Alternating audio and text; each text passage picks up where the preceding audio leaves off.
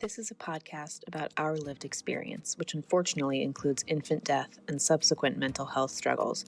Please take good care of yourself and only listen if this content feels safe for you right now. We'll still be here when you're ready.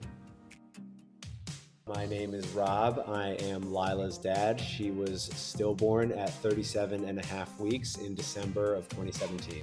And I'm Jay. I'm Bella's dad.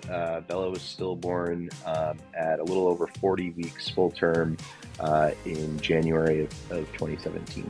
And I am Chris. I am Isabel's dad, and she was stillborn at 39 weeks in July of 2018. Yeah, thank you so much for having us on. We are the Sad Dads Club. And we really appreciate you all having us on the pod, and we're excited to take it over and share our stories.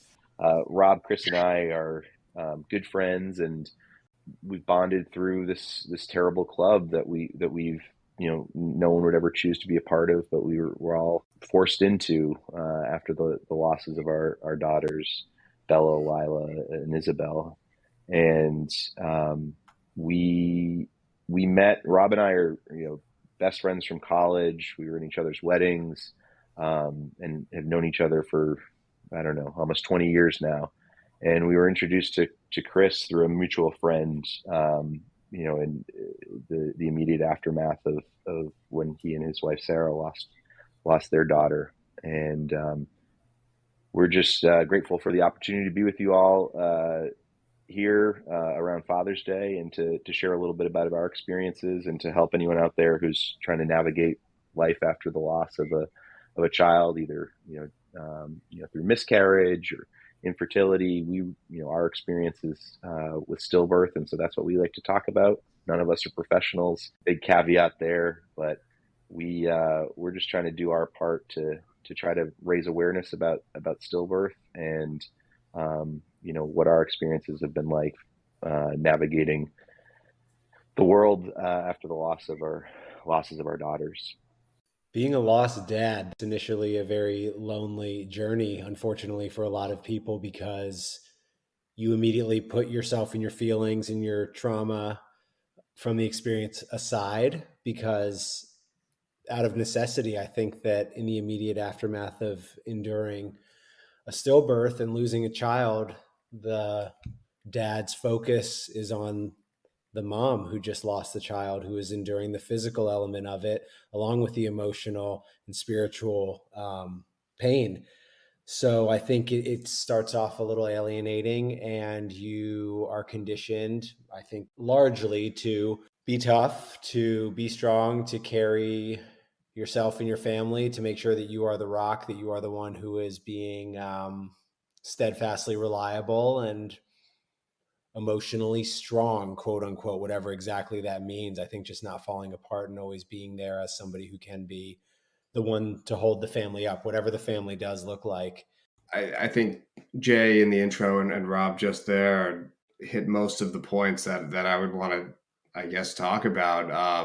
The first is you never see it coming. I know in terms of our pregnancy, we had no warning signs. Each of the 38 weeks leading up to the loss, we went to the doctor, got good reports, heard the heartbeat. And then one day she just noticed that Isabel, she didn't feel her moving as much. I didn't think much of it at the time. This isn't the first time she had gone in to do a heartbeat check or anything like that. I get home and my phone rings, and it's her sister, which is odd. She couldn't get the sentence out of her mouth. She just said, choked up, "You need to get here now." And, my denial sets in. I'm sure Jay or Rob can speak to this. I don't remember too much from then on in terms of like my drive to the clinic. I remember calling my father and just saying, I think she's gone, was what I said. And, I was trying to hold out hope, but I didn't really know what else it could be.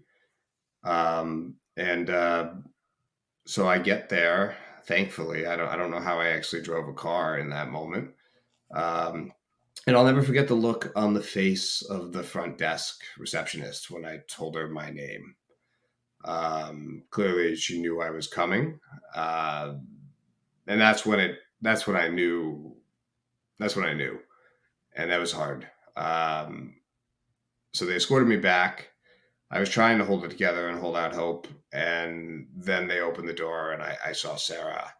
And that's when hope was just lost for me. And, I still live to this day. I wasn't at that appointment, which is still hard. I wasn't there with her. Thankfully, her sister was. But yeah, I say all that in the sense that it turned in the blink of an eye. And I know I started by saying you don't expect it. We didn't expect it. I didn't expect it. We didn't know what was next. I literally had to ask the doctor, what do we do now? And I was told, we were told, she has to go give birth. That was very traumatic process, going to the hospital and knowing what was awaiting you at the other end of that. Innocence lost is the best way to describe it. We were very excited, and then we weren't. It's really hard. Rob, Chris, and I have been doing this for a little while now, and have met countless other dads, whether at the bar or t-ball practice at the beach. It just comes out that that they too are the fathers or mothers. We've obviously met many mothers as well, of stillborn children, and it doesn't get any easier telling the story. It's traumatic to kind of relive that story. So I totally understand, Chris, where you're coming from. My experience as a lost dad is a little different from Rob and Chris's in that we already had a 2-year-old son when we lost our daughter Bella. She was due 2 days after our son Jack's second birthday, and we had a backup C-section scheduled for a few days later, and in the intervening days, we were excited, just as excited as we were in advance of Jack arriving, and everything was perfectly normal, and there were no red flags, no health concerns, no issues. We had never heard of anybody having a stillbirth. I think historically people definitely of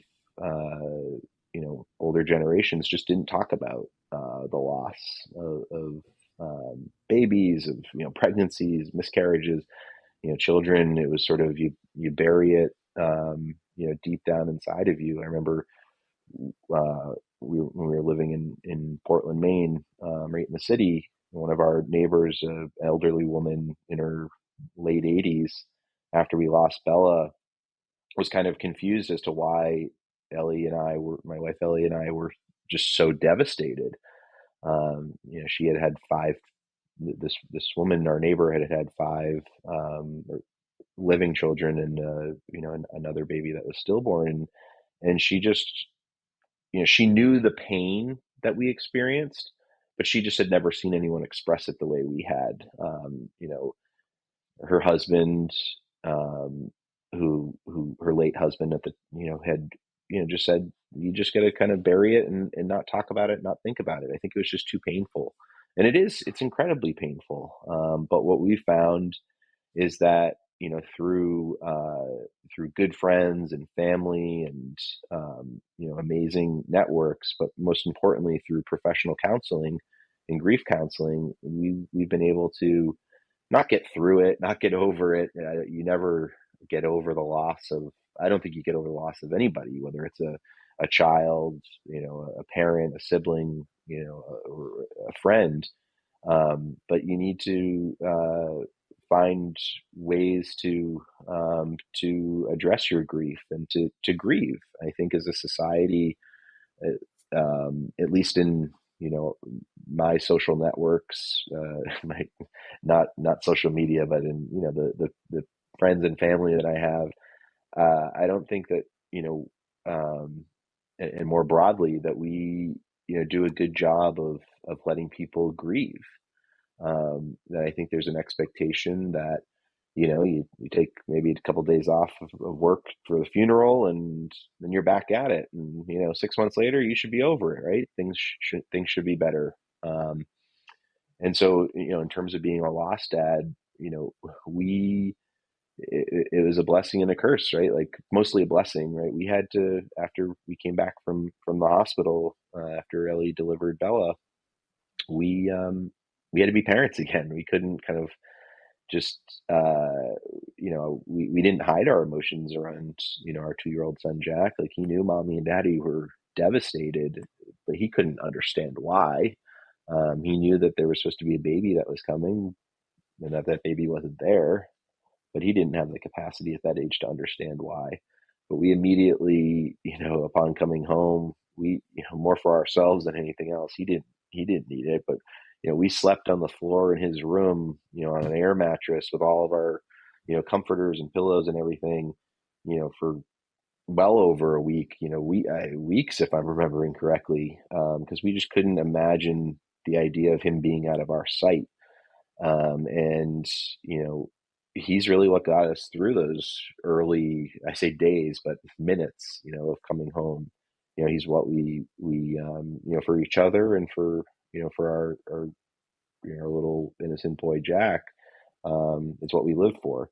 And so it's, we say that Sad Dads Club is the worst club in the world, but it's made up of the best people. And, we mean that, because we would never wish this upon anybody. And we don't want to welcome any other dads or moms, into this awful club of being parents of stillborn children. But we want to be there for, for people when they, if they experience this tragic loss. And we're not experts, we're not professionals. We'll be beating a dead horse. It's probably a bad pun, but in continuing to echo that, we're all about just sharing what our experiences are, and encouraging folks to seek professional counseling. But we want to be there and hope that we can provide some hope, because between the three of us, Rob, Chris, and I, we've gone on to have 5 healthy living children. And we're called the Sad Dads Club, and we'll forever be impacted by the losses of our daughters. But we found joy. We are happy. We are fun. We were joking with the hosts, with Judith and Alina, before we started recording, and I think that I think most people, when you meet us, while it's usually pretty apparent, we're all pretty open about our family structure and having living children and children that we've lost. We're not those miserable people that you don't want to have around. We've found light again. It's been a journey, and it will continue to be. Important to note, like, that took a long time. Like, we in the early days, we weren't that. And part of what we're doing here, as Jay said, is we want to let people know, no matter how difficult it is, and it's very difficult, we want to be that beacon of hope, right? Because that's really what pulls you through. I think the podcast is such a great name, and really speaks to, as long as I'm living. That's how we felt in the early days. As long as we were living, as long as we were moving forward, we wanted to believe there was hope. And Jay and Rob were that for me. I came after them. And that's what we want to really be for sad dads, sad, whatever race, creed, orientation, it doesn't matter. A loss of a child is a loss of a child, and anything we can do to help. That's perfectly in line, actually, with what I wanted to add, just according to my own personal experience, having known Jay before he and his wife went through the loss, for years and years. I'd known him, and, we can share plenty of stories about how fun we are beforehand and even after our subsequent losses. But Jay was the first close friend I'd ever had who experienced stillbirth. And so I watched him go through that. I was a source of support for him as much as I could be, without having an actual understanding of what he was going through emotionally. I knew it was devastating. I knew it was heartbreaking, but I didn't have the lived experience yet. And that happened. Jay and his wife lost their daughter in January of 2017. 11 months later, my wife and I lost our daughter. We saw the same doctor, and I immediately entered the world of being a lost dad with support. And so that's how crucial, I mean, the absolute blessing that there was there to have somebody who had almost passed the 1 year mark from when he and his family had lost their daughter, to then be able to embrace me. And I had somewhere I could immediately go. I had somebody that I could immediately talk to, immediately connect with. And even though we had a deep connection from being such close friends and going to college together, and we had a history, but now it was a deepened one. And that is then what we went on to try and provide for Chris when we heard through our network that he and his wife had lost their daughter. And so recognizing exactly how important that support is, and being able to make those connections with other lost dads who understand how horrible it is, who really understand the physical, emotional, spiritual, like everything, the fatigue involved with such a tragic loss that just becomes your entire being. Having that support system and that help through it is couldn't be more important. And so I think that's exactly what for us sparked the idea of Sad Dads Club, and saying, if we can make this a more widely open club, if we can be there for other people, obviously we don't have the luxury of being geographically close to everyone, but the three of us are close to one another. But we have the power of the internet to create connections, to share stories, and all of that lends towards eliminating some alienation, because I think that is one of the most dangerous and terrible feelings that a lost dad can endure, is just feeling alone, and as though they can't talk about it, they can't connect with anybody about it, and they just go largely maybe unseen, unheard, and unfelt. And I think that one of the things that has further deepened the three of our relationship between the three of us is that we've all embraced therapy. And I don't think any of us had any real experience with counseling, therapy, psychologists, psychiatrists, whatever flavor you may choose, before we lost our daughters. And I'll speak for myself. I was probably a little skeptical about it at first, and there's that stigma. Rob talked about kind of having to have that stiff upper lip, or I don't know, my lips aren't very stiff, so I don't know what the saying is, but having to be that that brave support system, just in general, right? Like there's this expectation in society that men are the brave, tough ones that just kind of plow through whatever difficulties there are in life. And this isn't unique to men, and there's a stigma broadly about mental health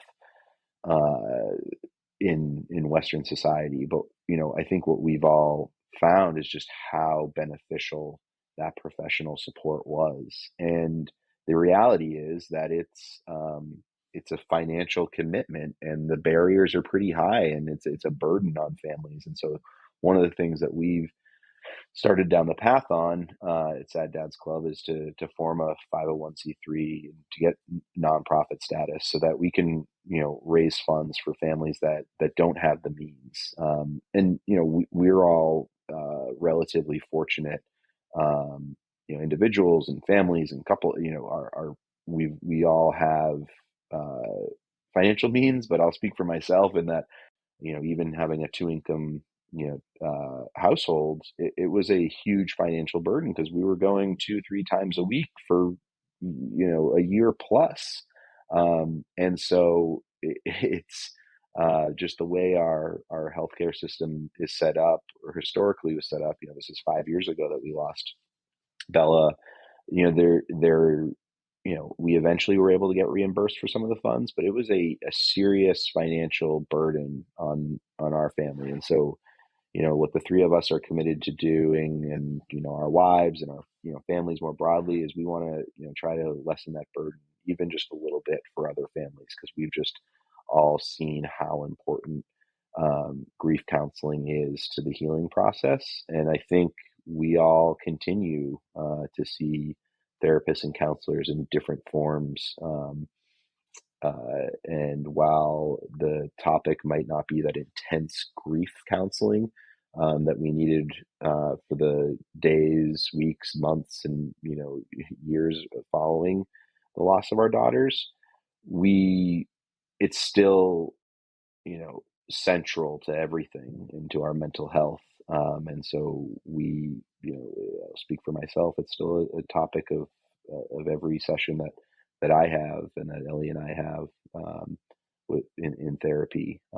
Bella is just such an integral part of our family and our lives now, and that grief and that trauma and the PTSD that impacts a lot of of how we experience the world.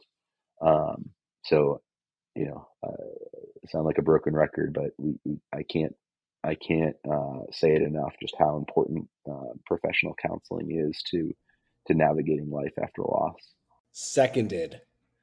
Everything Jay said, in agreement, totally 100%. Had no experience prior to losing Lila with counseling, therapy, grief therapy, anything like that. I went with my wife. I've been going solo also. We each go to see a separate therapist. We have gone together before, and it was just hugely helpful in a way that I couldn't have possibly imagined. And just as Jay said, with the disparity that exists and how hard it is, it's a luxury. Not everybody who needs it can get it. And that is something that we've identified among the three of us as being something we'd love to prioritize and try and help those who can't access it, because it can just do such incredible things. Just to be able to talk about it, to be able to express it, to be able to connect with a professional who can offer you advice on how to start the healing process and really move through the grief journey, because it's not something that you get through. You move with it. Your grief is with you the rest of your life. I'm fine with that. I know that my life is going to be changed forever. There's not a day that goes by I don't think about my daughter. Some days I do, and it makes me incredibly profoundly sad. And some days it makes me buoyant, like it makes me happy. It fills me with light because I don't even know, some sorcery they put on me in therapy. I can't articulate it well, but it's surely through that time and that work. I'll share that there was a breaking point for me. It happened probably 18, 19 months down the road, and my wife was, my rock at that point. But in those early days, I was really focused on what she was going through. And in a lot of ways, that probably pulled me through as well, because I was able to kind of, I don't want to say disregard, but put aside a lot of things that I knew I was probably going to need to tackle. And my focus was really on being there for her, watching what my wife was going through. So she had an infection. She couldn't walk. The milk came in. There was so many things that occurred that, to be honest, in fight or flight mode, I wasn't really thinking about myself. Now, to the same token, I didn't feel forgotten, because a lot of people did reach out to me. My family was incredible. My friends were incredible. I think a lot of what Rob and Jay experienced, as well as myself, is people kind of did the tasks that make everyday life a little bit easier. What I mean by that is people would drop off meals, people would go to the grocery store, people would offer to do laundry. So I don't know. In my experience, I didn't necessarily feel unseen, just because I also was so focused on Sarah in those days. And, I won't get into all of it because I know we're talking about this topic, but a dog bite is what broke me 18 months later, out of nowhere. And I don't know why. After we lost a child, we lost Isabel, we went through 18 months. And then within a week of Annabelle being born, our dog bit someone. And this is the dog that had been with us the entire time after we lost Isabel, and became incredibly protective of us. And for some reason, that was the straw that broke the camel's back and finally made me address my own issues. So in a lot of ways, I kind of ghosted myself. I know, as weird as that sounded. And I do think some of that was a defense mechanism. Some of it was denial. Some of it was avoidance.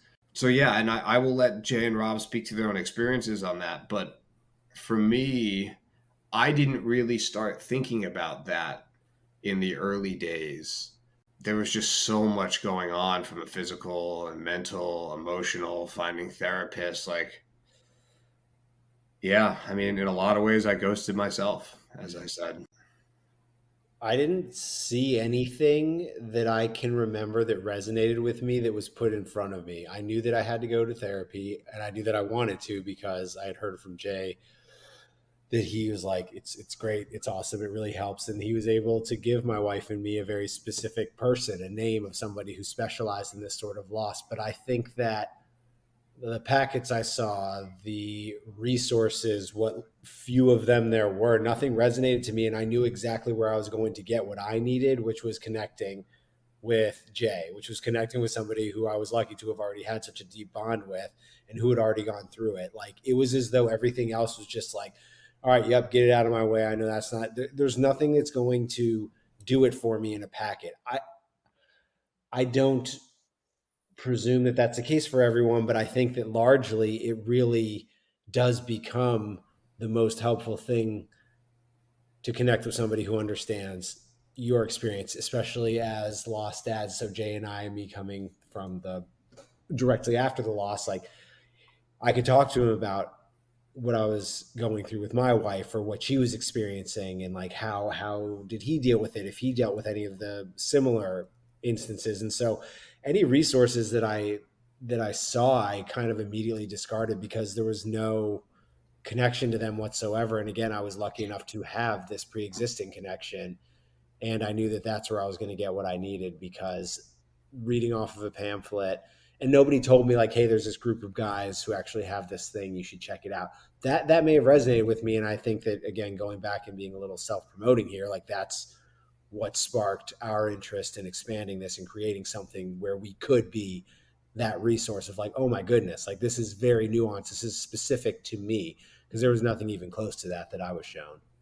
I'll just add, I think it's appropriate, and to Chris's point earlier, that the vast majority of resources and support groups, and that the focus is on the mothers, who, deliver babies, and like, they have gone, whether it's a vaginal birth or cesarean section, that is a like major medical procedure. And like, the recovery is a major event. To Chris's point about like, breast milk coming in, like, my wife had to wear, we had to go out and get like a bunch of sports bras that she could double up on so that her milk wouldn't come in. But I think it's appropriate, I guess, is my point, that the resources are focused on the mother. But we did, notice that there was a void there, in resources for dads and for fathers of, stillborn children. And so that's why we wanted that's why we formed the Sad Dads Club, and we formed it because we needed each other, right? But we've created the website, saddadsclub.com, and we write, when I say we, Chris and Rob are more vigilant about writing and sharing posts, and Rob is our champ on social media. He mentioned earlier that he went off social media for 4 years. Well, ladies and gentlemen, he has come back with a vengeance. Sad Dads Club. My personal account is bananas. It is truly too much. The world is you've made up for lost time, Rob. The world is my stage. But it's not to say that there aren't resources out there. There's some dads in the UK who we're hoping to connect with at some point, that have a podcast and, big social media presence, Dad Still Standing. There's other, Reddit channels. So there's a lot more out there now than was even there 5 years ago, after we lost Bella, and after, Chris and Rob lost their daughters. And so, it's not to say we're the only resource out there at all, but we're hoping that we can help fill that void a little bit more and just add our voices and hopefully be there as to share our experiences and to be a shoulder to cry on, to just help people understand that navigating life after loss is awful, but that there's a community of people, mothers and fathers and aunts and uncles and folks out there who want to help, and so we're hoping that we can be there for folks. How cute are the sad dads? Do you think they'd be offended that we call them cute? Should we be calling them like how masculine? How impressed? We're so impressed. That's what we should say. How impressive are the sad dads? The sad dads are so impressive, and also they're so cute. I'm just gonna say it. So cute. They're so cute. And also I'm so impressed with their therapists, because it's clear that they really have all processed this loss and like are really in tune with how they feel about it, which is really impressive to me. And also it's interesting that how they all found each other. Like it's kind of like as serendipitous as our meeting too. Yeah, it really is. It's so crazy that they knew each other before. Like it's really mind-blowing. I know, but that makes me scared. Like, what if loss is really that common? Yeah. So at this point in the conversation, Judith and I hopped back on the call and we asked them what their bottom stories were. Judith and I have talked about our bottoms, and we like to ask our guests that if we have time. So the rest of this episode is going to be the sad dads talking about their bottoms. But I just want to announce that we will have a second episode with the sad dads. It's coming out this Sunday on Father's Day. They have some Father's Day wishes for all of you, and they talk about their experiences with Father's Day, and there's some more of our conversation with them in that episode as well. So stay tuned. Okay, here we go. And the question that Alina and I always like to ask people, because the premise of our podcast is that we wanted to tell the story from the bottom back to normalcy. We started this right after our children died. And so we usually see people 10 years, 20 years later, and they seem so normal on the outside. Like Jay said, like they're happy, they're joyous. And we wanted to document the journey of being at the bottom of a hole and, climbing our way out. So the question that we always like to ask is, tell me about the time when you were at the bottom. Like where you were like, I think this is the bottom of a very, very dark hole and nothing can possibly get worse. And why don't you tell them what your bottom was? Because I think that is maybe that would give you some help. Okay. So this is how I knew that first of all, I have to say that Alina, I feel like there were multiple bottoms. At some point during this grief process, this is not the story, but around Halloween, I was so triggered by like all the things going on. This one neighbor of mine had decorations of like dead babies, and I stole all of them in the middle of the night, and I threw them in a dumpster, and I didn't know, and I was like running around McDonald's trying to like dump these dolls out, but that was not my bottom. That was just a day. So the bottom, I think the moment I hope that neighbor's listening right now and knows never to do that again. That is the most awful. It was horrible. Yeah. I'm so glad you ripped it down. It was horrible. Yeah. Yeah. Even if we hadn't been through this shared experience of loss, it's just like, what? Dead babies? Like, it's dead baby jokes are horrible. Yeah. It's just like, that's never been funny. Yeah. No. I would agree. But the story that I always tell is that I had to go to my brother's wedding 2 months after my son died. And it was just like the most horrific weekend. And the day after, I went to my sister's house where everyone had congregated. And I went into her fridge to have some wedding cake, and somehow between like going to the fridge to eat the cake and 5 minutes later, I'd thrown the entire cake on the walls of their kitchen. And I was like on the floor staring at this wall of cake, and my nephew comes in and he was like, "What happened?" He's like 4, and I was like, "Oh, I think I threw the cake on the wall." And he said, "Why'd you do that?" And I said, "I was just really angry." And he said, "Well, my teachers say when you're angry, you should walk away. Why didn't you walk away?" I was like, "You're right, but I'm so far gone." So I think I'm not sure if you guys have destroyed your sister's kitchen with cake, but if you could share the story of when you knew just that was the bottom, I'd love Just to Well, hear. rock bottom. so Ellie's brother, her youngest brother, got married like 3 months after we lost Bella, and so we went to Gulf Coast of Mississippi. No, of Alabama. I'm sorry, I'm terrible with geography of the South. And it getting down there was such a pain, and it was, you try to put on a happy face because you're sincerely happy for your brother, your brother-in-law, your new sister-in-law. But it was like, what? We just lost our child. Like, this is like such a pardon the it's just like it's incongruous with the experience, incongruent Yeah. with the experience that we were having, and like still very much grieving. And when we were coming back, our son had croup, and then he had got the flu, and so like we got stranded down there for like longer. And on the flight back, he had this stuffed animal, polar bear, Bob the bear, and Jack lost it on the flight, and like that was like a breaking point for me, because it was just like being kicked while you were down. It's silly, but I was on the phone. I remember getting back to work like that Monday and just like spending like the whole day and like the next day on the phone with the airport, with like the airlines, trying to find Bob, and just was devastated, and we never found him. Thankfully Ellie had gotten multiple Bob the Bears, so we were able to like swap out Bob 1 with Bob 2, and Jack never knew the difference. But like I still am sad, and like to the point where like I put like a tile tracker on Bob for like, so that like when Jack would bring him to like school and stuff, just so that we'd never lose him again, because it was just like this trigger for me.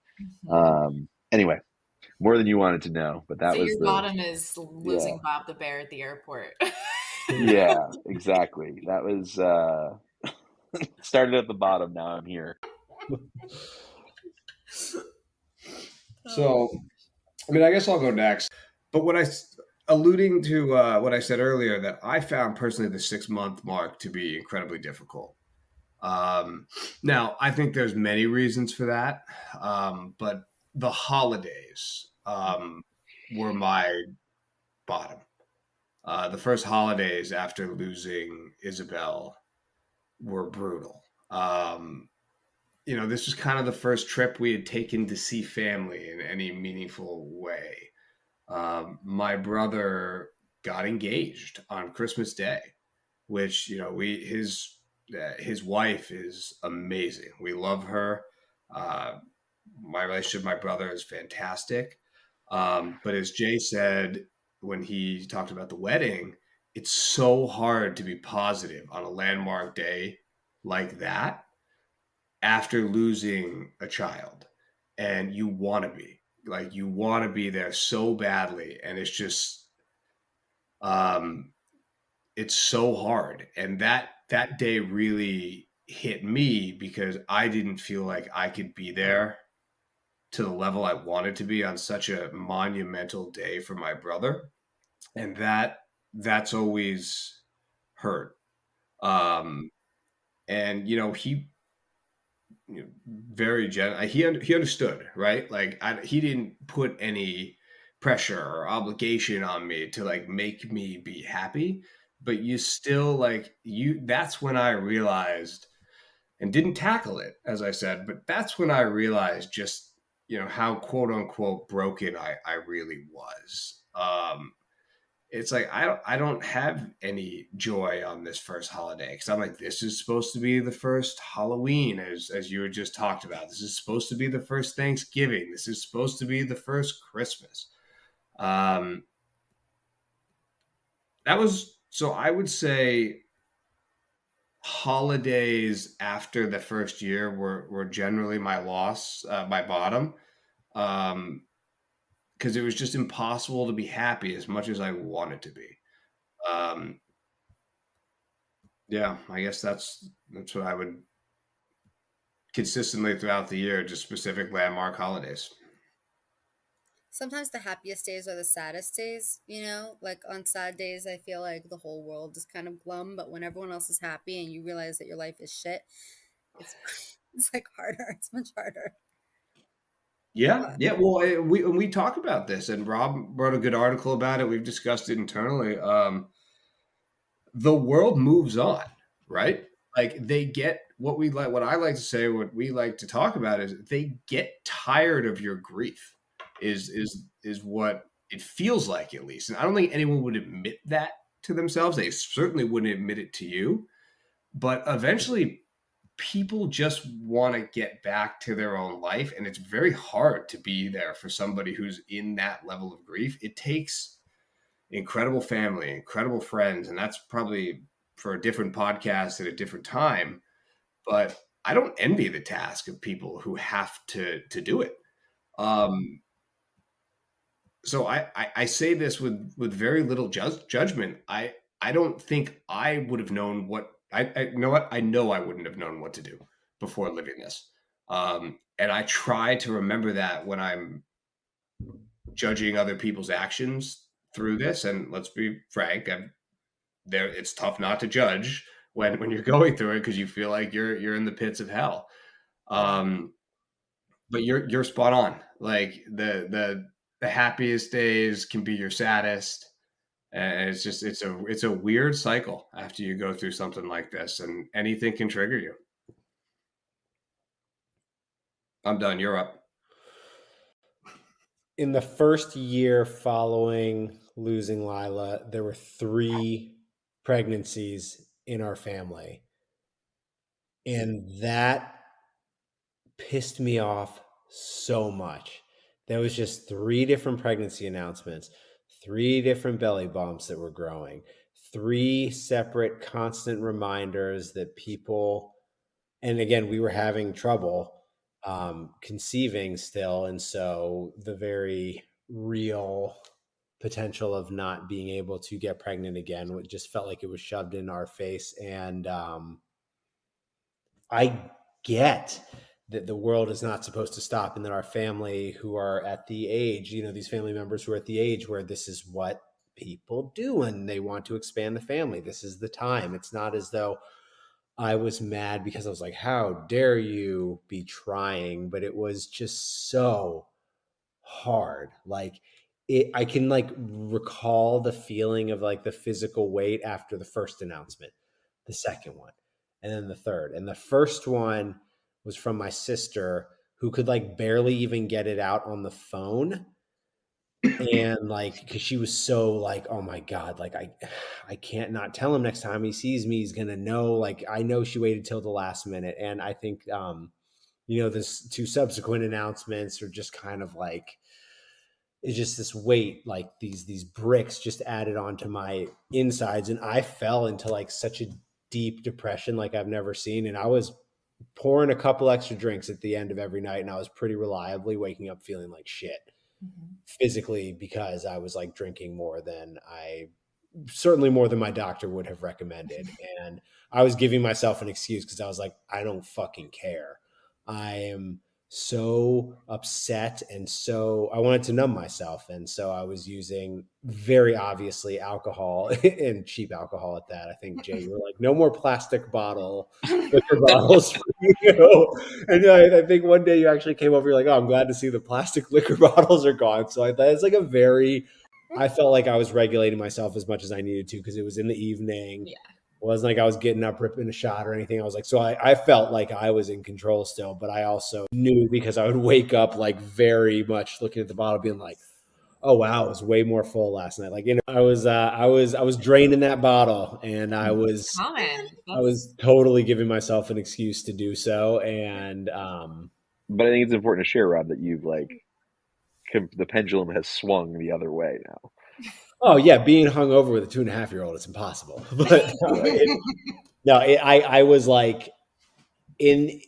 as I was doing it, I was I can't do this forever, but I need to do it right now. Mm-hmm. And I knew also, I was I am not proud of or okay with what I am doing.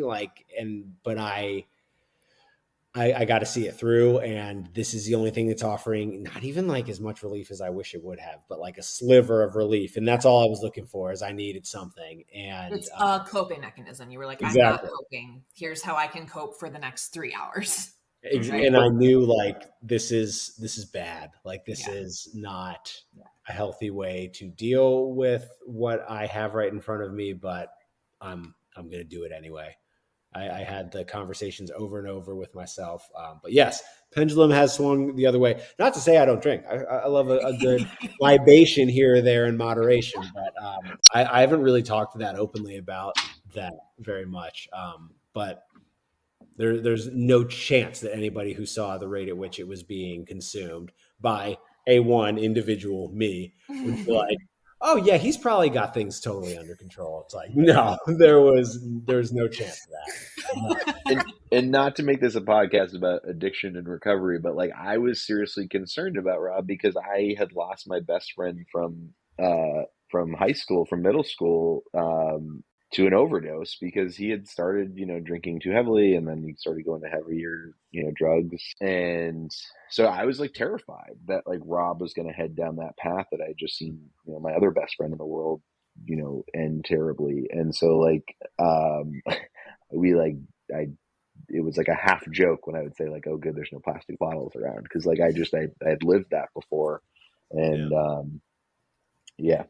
but if there's anyone out there struggling with that, with addiction, it's serious, and I don't want to make light of it. But my best friend, my other best friend, Chris O'Connor, who passed away, he and one of his best friends in recovery started a now world-renowned, very popular podcast called Dopey. And so if anyone's struggling there, you should check it out. It's not like a depressing thing about like recovery, and they call it like a show about addiction recovery and dumb shit, and they would tell like their war That's stories. Like our podcast. We're like, this is like the happiest sad podcast. It's we call it like, why are we laughing so much on our dead baby podcast? It doesn't make any sense. We're laughing like all the time. My aunt was like, I really enjoy your podcast. I mean, not the sad parts, but the rest of them. So I'm the only one that threw cake, is what I've learned. I would have thrown cake. You threw cake? Okay, I'm not the only one. No one let me near the cake. To all of our wonderful new friends, we want to hear from you. Email us at aslongasimlivingpodcast@gmail.com and follow us on Instagram at aslongasimlivingpodcast. We'll get back to you as soon as our grieving brains allow. Yay!